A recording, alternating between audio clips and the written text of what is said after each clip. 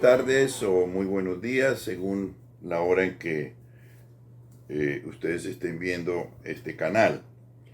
Antes de comenzar con la charla de hoy, quisiera agradecer a todos nuestros suscriptores y a todos cuantos nos escriben y comentan nuestros videos. Gracias al apoyo de todos ustedes, hemos llegado a un número importante, significativo de suscriptores que siguen normalmente este canal. A todos y cada uno nuestros agradecimientos. Quisiéramos hacerlo en forma personal, directa, pero pues obviamente es imposible, aunque como hemos dicho siempre, yo suelo contestar en forma lo más pronto posible los comentarios que ustedes me hacen, las observaciones que recibo a través de el medio electrónico.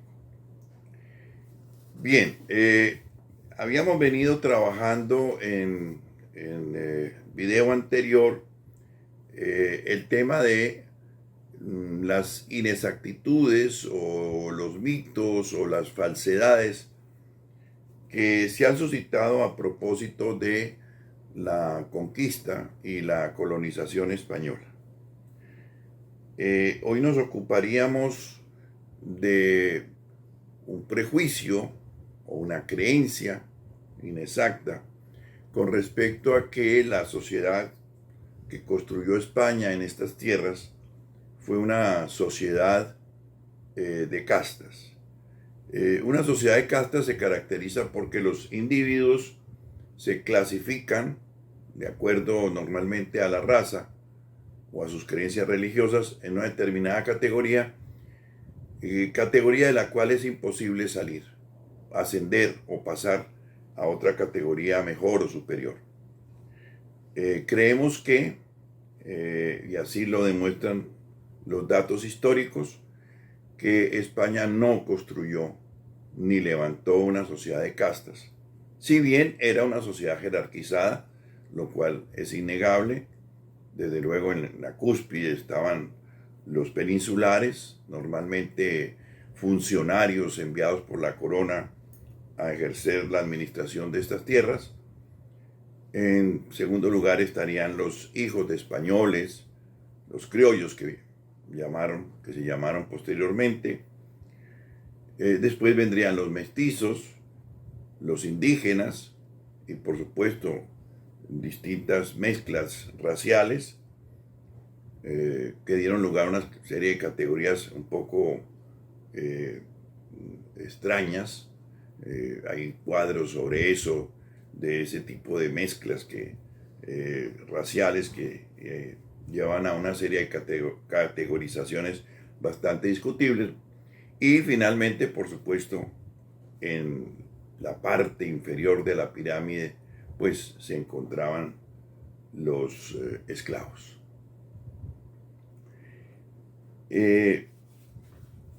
Un investigador de la Universidad de los Andes, historiador, antropólogo, que aquí hemos citado en otras ocasiones a propósito de un libro que nos ha parecido supremamente original, que se llama Conquistadores e Indios, Karl Heinrich Langenbeck, sostiene lo siguiente: las ideas que atribuyen a los españoles la creencia de que los indios no tenían alma, que los despreciaban, que consideraban a los mestizos, es decir, hijos de españoles e indios, indígenas, como hijos ilegítimos, etcétera, etcétera, son ideas falsas que no corresponden a la realidad histórica.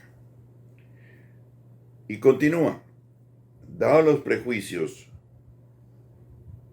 lamentablemente vigentes en nuestras propias sociedades, suponemos que los conquistadores tenían las obsesiones raciales de nuestros tiempos, pero eso no fue así.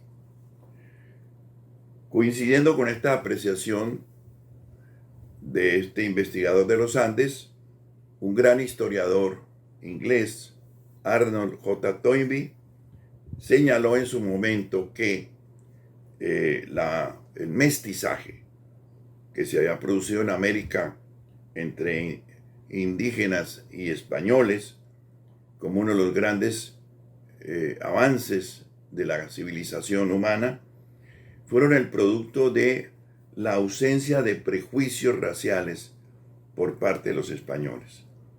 Ellos habían vivido y convivido durante 8 siglos con musulmanes, árabes y bereberes, incluso se habían mezclado muchas veces con ellos, tenían relaciones permanentes, no solamente armadas de enfrentamientos guerreros, como fue todo lo de la Reconquista, sino también relaciones culturales, relaciones matrimoniales, relaciones de comercio muy intensas. De manera que la convivencia de los españoles durante tanto tiempo con personas de color distinto, color oscuro, no condujo a que pudieran asumir prejuicios raciales cuando se enfrentaron con los indígenas americanos y su color de piel. En la iglesia de San Ignacio del Cusco existía, y entiendo que ahora se encuentra en la Catedral de Lima, un cuadro que vamos a analizar y que nos sirve para mostrar lo que fue el mestizaje ausente de prejuicios raciales de parte de los españoles. Pero obviamente también, y lo vamos a ver, este cuadro tiene una inspiración apologética con respecto a la conquista y colonización española que no denuncia los aspectos oscuros de la conquista y de la colonización. Vamos a mirarlo rápidamente. En la parte central encontramos a San Ignacio de Loyola, el famoso fundador de la Orden de los Jesuitas. A su lado se encuentra San Francisco de Borja, tercer general de los jesuitas, bisnieto, ni más ni menos que del Papa Alejandro VI, el famoso Papa Borgia, y bisnieto también por parte de su madre, de Fernando el Católico. Es decir, Francisco de Borja era uno de los grandes de España, como se llamaba entonces, duque de Gandía, etc. Ahí están los dos grandes personajes en este cuadro. En la parte izquierda del cuadro encontramos lo que se llamó la corte de Vilcabamba, donde encontramos al Inca Tupac Amaru I y a su hermano Sandy Tupac. Un paréntesis para entender esto de la corte de Vilcabamba. Francisco Pizarro logra una alianza, como todos sabemos, con el grupo de indígenas que seguían a Huáscar, que se había enfrentado a Atahualpa por el dominio del imperio inca, y uno de sus hermanos, Manco Cápac, va a ser coronado por Pizarro como nuevo inca. Este Manco Cápac II va en principio a apoyar a los españoles, va a apoyar a Pizarro, va a entrar triunfante en Cusco, que era la capital del imperio originalmente, pero mucho más tarde, Manco Cápac, ante los atropellos y la brutalidad de los españoles con los indígenas, se va a rebelar y va a montar una rebelión enormemente violenta e importante, una de las grandes rebeliones contra la conquista española. Finalmente derrotado, va a retirarse a Vilcabamba, en una parte selvática, y allí va a construir una especie de corte inca, o un reducto de lo que quedó de la civilización y la cultura inca, y sus descendientes van a negociar con los españoles, van a transar una paz, y continúa vigente esta corte de Vilcabamba con unas relaciones pacíficas con los españoles. Hasta Tupac Amaru primero. Tupac Amaru va a levantar nuevamente, se va a levantar nuevamente en rebelión contra los españoles. Va a ser tal vez la última gran rebelión de la conquista española del Perú, conquista que, como hemos dicho en otra ocasión, no se realizó de una sola vez, duró 40 años la conquista, es decir, poder someter a los indígenas al dominio español. Es importante tener en cuenta este dato.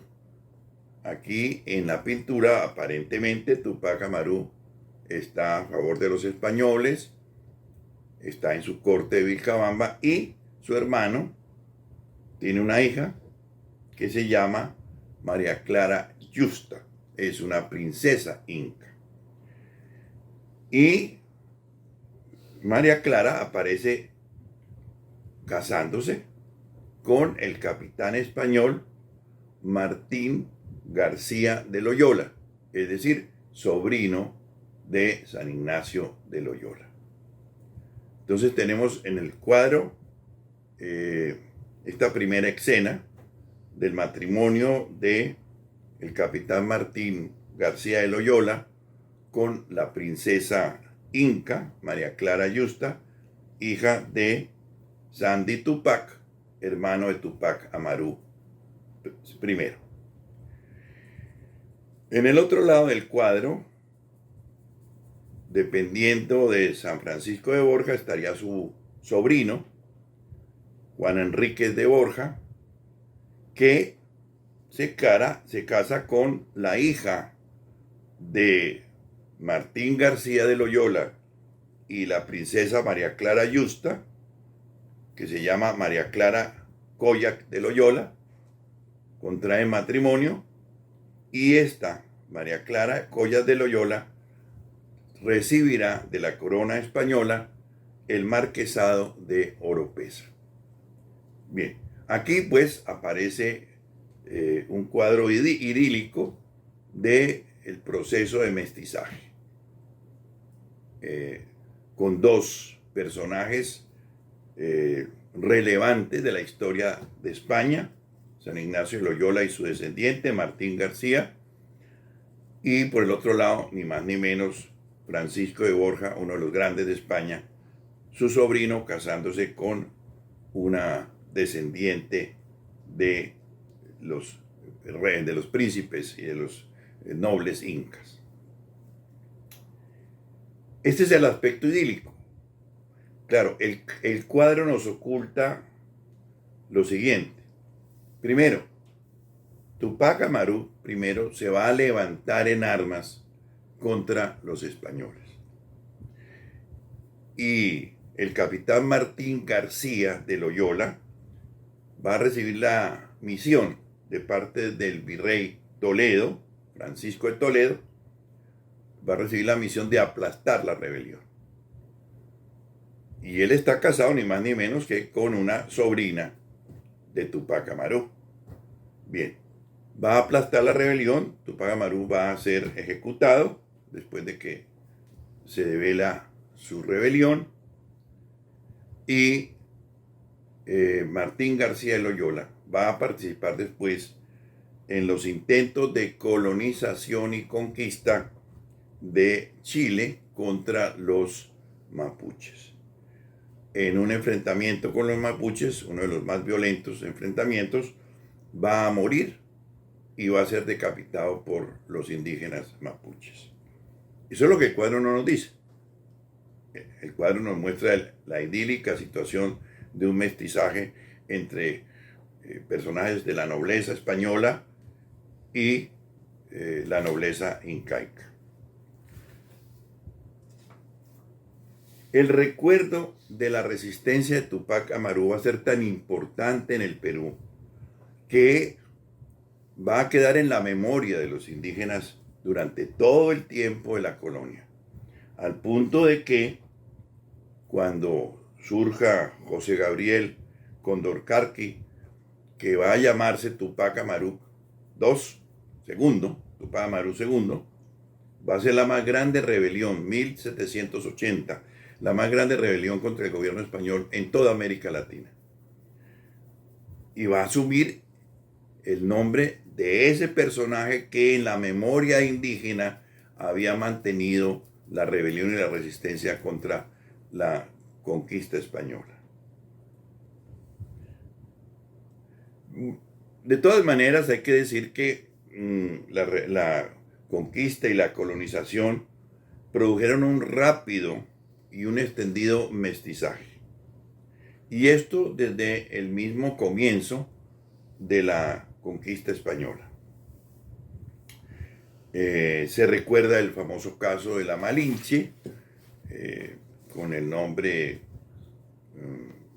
cristiano de Doña Marina, la famosa Malinche, que va no solamente a ser traductora de Hernán Cortés, sino que va a ser su auxiliar diplomática, le va a facilitar las relaciones con distintas comunidades indígenas para enfrentar a los mexicas en Tenochtitlán. Es el caso más conocido y es el caso del primer mestizaje porque hijo de los dos, de Cortés y de la Malinche, va a ser Martín Cortés, que va a tener un papel destacado posteriormente en la época de la colonia ya.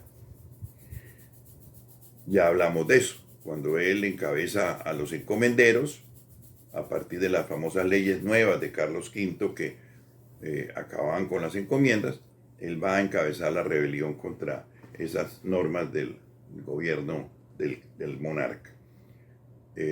Va a salvar su vida por razón de su ascendencia con el conquistador español, Hernán Cortés, y va a terminar siendo indultado por el rey. El otro caso notable, a veces menos conocido, es también el caso de doña Inés, que fue concubina de Francisco Pizarro.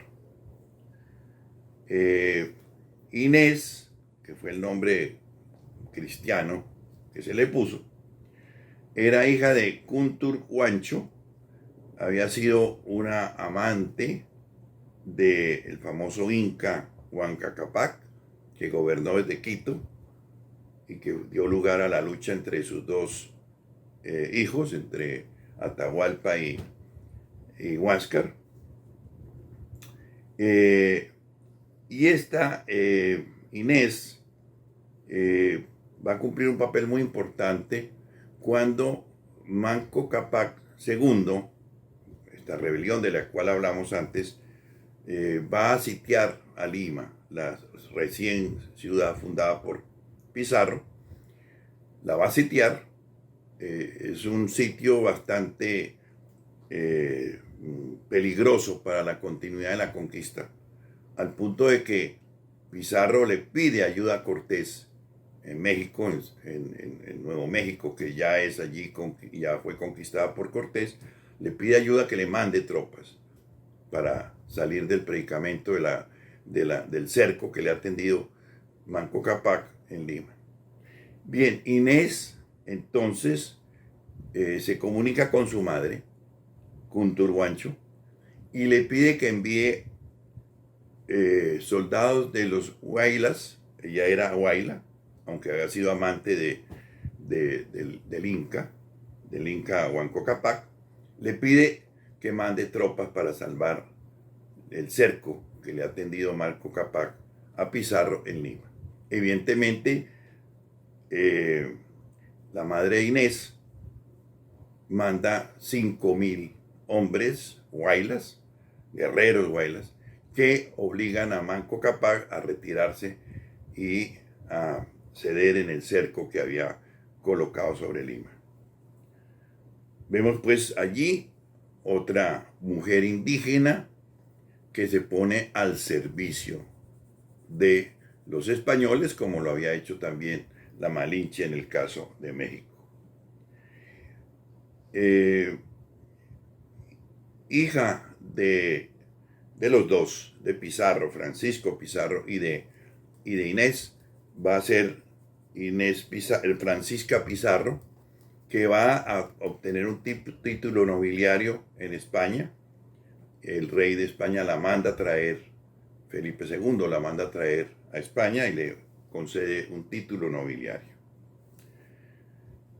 Prácticamente todos los conquistadores importantes tuvieron mujeres indígenas. Unas veces era por razón de alianzas, otras veces los caciques ofrecían sus mujeres para lograr que los españoles se retiraran de sus tierras, otras veces entregaban sus mujeres para hacer alianzas y luchar contra tribus enemigas. De todas maneras, todos los conquistadores importantes tuvieron relaciones y tuvieron como compañeras a indígenas. El caso de Alonso de Ojeda, gobernador de Coquibacoa, en Venezuela, se casa con una hija del cacique de la región, que es bautizada como Isabel, que será una mujer absolutamente fiel hasta el final. Ojeda termina en la miseria más absoluta en Santo Domingo y esta mujer quedará siempre a su lado hasta que finalmente él muere en pobreza. El famoso Juan Ponce de León, que es el conquistador de Puerto Rico, también va a casarse con una nativa de la isla llamada Leonor o bautizada Leonor, con la cual tuvo 5 hijos. Vasco Núñez de Balboa también sella su alianza con un cacique de la región, el cacique Careta, que le ayuda con sus hombres a descubrir el Mar del Sur, el Mar Pacífico. Gracias a esa alianza, Balboa llega a visualizar y a entrar incluso en el Mar del Sur, en el Mar Pacífico, a nombre de los reyes católicos que son nombrados en ese momento como dominadores de este mar. Esta indígena no se separa de Balboa nunca, hasta que es decapitado por su enemigo Pedro Arias Dávila, del cual ya hablamos en ocasión anterior. Todas estas mujeres han sido juzgadas como traidoras a su raza, lo cual resulta injusto por cuanto nunca existió en América, ni antes ni durante la conquista, la conciencia de que se tratara de un pueblo indígena único. Existían muchas tribus enemigas entre sí, tribus que dominaban a otras, tribus con distintas culturas y distinto nivel de desarrollo, de manera que hablar de una traición, ¿a qué se traicionaba? No existía México, no existía el Perú, no existía una conciencia de raza indígena continental, sino cada tribu era una tribu autónoma, independiente y muchas veces, como he dicho, enemigas entre sí.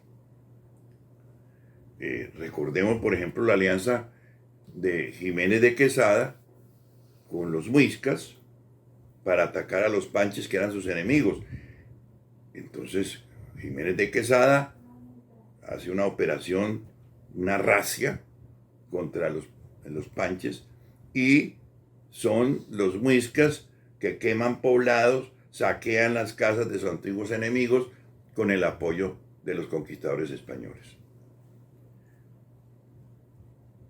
Bien, ¿cuál es el papel entonces de la corona frente al mestizaje que se comienza a generar desde los comienzos mismos de la conquista?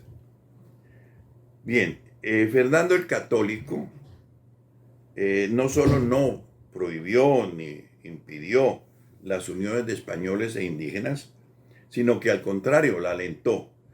Consideraba que si los españoles se unían en uniones matrimoniales con indígenas, pues eso iba a facilitar que los españoles se quedaran en América. La idea de España era siempre colonizar, no simplemente conquistar, colonizar. Y en consecuencia, para colonizar, pues tiene que traer población y hay que ubicar población, y para que esa población permanezca, era bueno el matrimonio entre españoles e indígenas. En 1527, Carlos V dicta una ordenanza mediante la cual dispuso que los hijos mestizos tendrían los mismos derechos hereditarios que los hijos de matrimonios blancos, etc. Bien, pues se piensa que estas uniones entre españoles e indígenas se facilitó porque pues en el comienzo no había mujeres en la conquista española. Sin duda alguna, eso facilitó las cosas, por supuesto. Y además también, lo hemos dicho acá, cierto atractivo que las mujeres indígenas encontraban en los españoles. Y entonces hubo cierta facilidad de relación por ese motivo. Pero una vez que comienzan a llegar mujeres a los territorios americanos, cuando ya se van asentando ciudades, etc., el mestizaje sigue igual. Los españoles siguen teniendo relaciones con indígenas e incluso con esclavos negros, esclavas negras. De manera que el mestizaje siguió a pesar de que ya existiera en América la presencia de mujeres españolas. Los hijos de indígenas y españoles, los mestizos, eran aceptados incluso por las mujeres españolas. Muchos convivían en la familia. En general, los españoles reconocían a sus hijos mestizos y en los testamentos buscaban favorecerlos especialmente. Ahora bien, obviamente hay una diferencia muy grande entre un mestizo, hijo de un noble español, por ejemplo, y de una princesa indígena. Obviamente ese mestizo tenía una jerarquía mayor desde el punto de vista social. No era lo mismo que el mestizo nacido de español corriente y de una indígena cualquiera. Había diferencias, por supuesto. Pero lo que han descubierto muchos investigadores, sobre todo de la UNAM de México, es que el tema del mestizaje era tan indiferenciado, el ser mestizo que ser español, que ser criollo, que en muchos documentos las personas aparecen en unos casos como mestizos, en otros aparecen como españoles o como criollos. Hay una indiferenciación total entre ser mestizo, ser blanco, ser criollo en el régimen inicial de la colonia.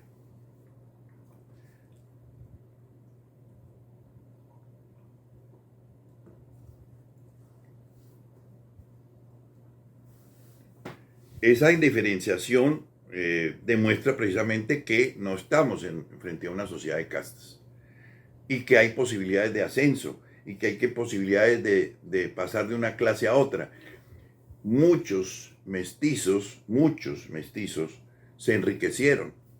Muchos mestizos se casaron con españoles, con españolas, y como eran ricos, tenían criados a su servicio, tenían esclavos a su servicio. No fue escaso el número de mestizos que prosperaron. Y incluso se presentaban situaciones un poco conflictivas que le daban privilegios a los mestizos. Entonces había mestizos, por ejemplo, que heredaban de su padre español y heredaban de su madre indígena cacicazgos, tierras de su padre español y cacicazgos de su madre indígena. Y eso creaba conflictos entre ese mestizo y sus medio hermanos blancos, ¿no? O conflictos también entre ese mestizo y otros indígenas que también reivindicaban esas tierras de cacicazgo. El caso notable de, de don Diego de Torres.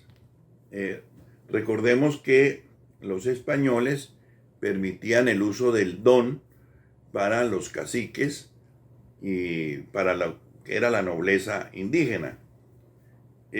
Don Diego de Torres, que se había formado en una escuela para caciques en Tunja, sabía latín, sabía gramática castellana. Diego de Torres entonces tuvo muchos conflictos con sus medio hermanos en torno a el cacicazgo que había heredado de su madre, y fue objeto de atropellos por parte de los corregidores que conocieron de sus demandas con respecto a la posesión de esas tierras de cacicazgo. Esos atropellos lo llevan a don Diego de Torres, que incluso fue condenado y fue sometido a prisión. Llevan a Diego de Torres a escribir un memorial importantísimo y se va a España y pide cita a Felipe II. Y Felipe II lo recibe. Y Felipe II ordena que se le haga justicia a don Diego de Torres.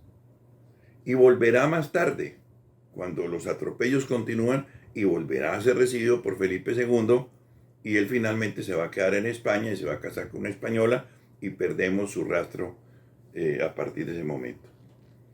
Pero imagínense ustedes un indígena, un mestizo, ¿no?, que puede ser recibido por el rey cuando quiera, en la audiencia, que puede ser atendido en sus demandas. Es algo importante.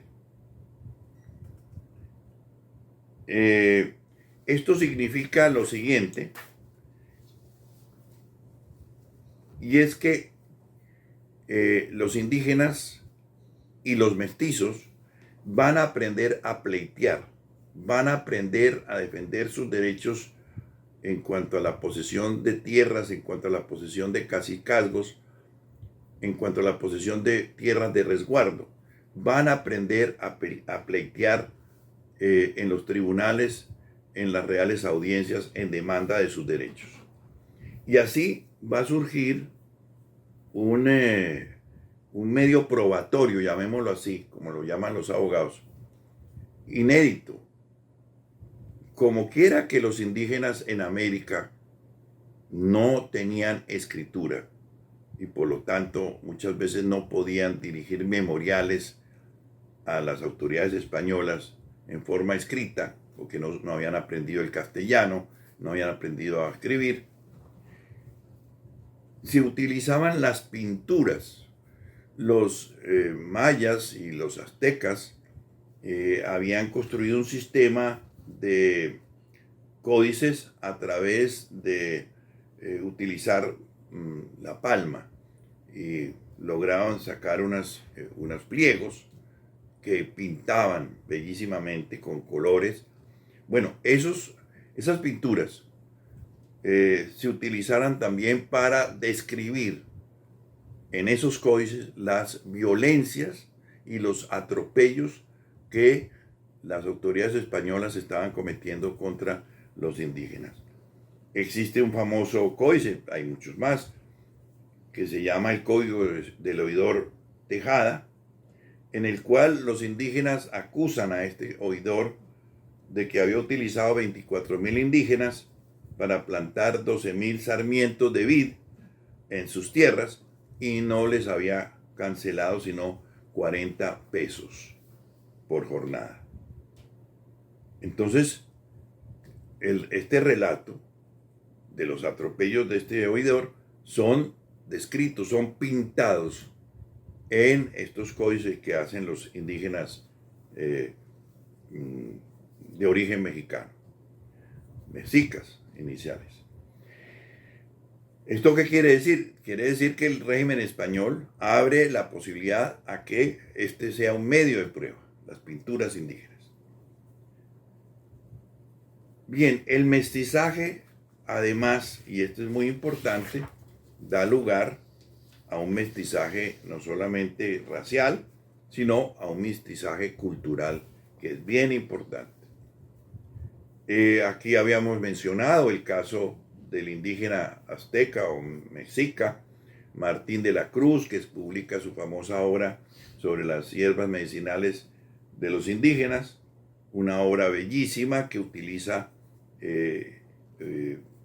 la cultura indígena para describir las hierbas medicinales, pero con pinturas al estilo occidental. El Inca, famoso, el Inca Garcilaso de la Vega, que era hijo de un personaje ilegítimo, descendiente del poeta toledano de Garcilaso de la Vega, y que escribe unos famosos comentarios en los cuales describe los orígenes y la vida del pueblo inca, del imperio inca. El Inca Garcilaso de la Vega, supremamente importante, que es un mestizo, ¿no?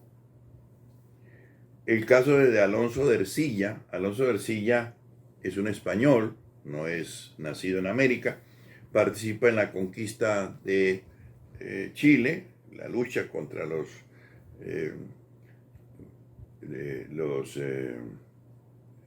araucanos, ¿no? Y que escribe, ni más ni menos, el famoso poema épico que se llama La Araucaria. Es un poema en honor a este pueblo mapuche heroico que resiste a los españoles y que nunca fue vencido. En honor a este pueblo, él escribe esta obra que Andrés Bello llamaría la Eneida chilena. El caso también de Felipe Guamán Poma, que ya mencionamos aquí, su nueva crónica sobre el gobierno justo y sus famosas pinturas que son, primero, nos permiten entender un poco cómo era el imperio inca, pero también las pinturas sobre los atropellos y las violaciones que cometían las autoridades españolas. En el Cusco, donde vive una nobleza incaica hispanizada, se escriben comedias religiosas y profanas en quechua, que se representan con indígenas y con criollos. Ahí hay un famoso escritor en el Cusco que se llama Juan de Espinosa Medrano, que escribe varias obras teatrales, religiosas y profanas. En esta ciudad existe lo que se llamó el alférez inca, que es una especie de autoridad reconocida por los españoles, por la corona española, y que preside los actos religiosos en el Cusco como autoridad legítima. Al paso de este alférez inca, los mismos españoles se inclinan, se quitan el sombrero cuando lo tienen, ante esa autoridad indígena. La más importante literata de México en esta época, como todos sabemos, es Sor Juana Inés de la Cruz, llamada la 10ª Musa, que se destacó en todos los géneros literarios, incluidos el drama, y que en algunos de sus versos introduce el lenguaje mexica, el náhuatl.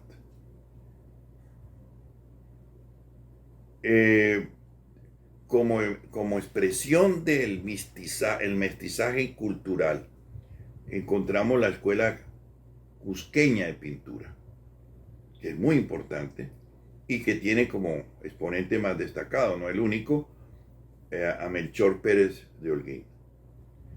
Esta escuela es fundada por un indígena, por el indio Diego Quispetito. La otra escuela muy famosa, la quiteña, es una escuela mundialmente conocida de pintura, de escultura, de arquitectura. que alcanzó una enorme fama.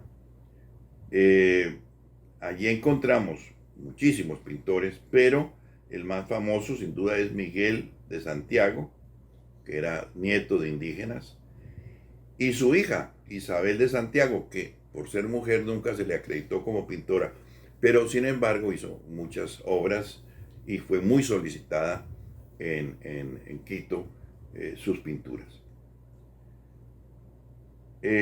Sin duda alguna, el trabajo cultural de mestizaje más importante en América va a producirse en las famosas misiones de los jesuitas, las misiones guaraníes. Esto pues será objeto de un nuevo capítulo, al cual los estamos invitando desde ya. Muchísimas gracias, muy buenas tardes, muy buenos días, según la hora en que ustedes hayan visto este canal.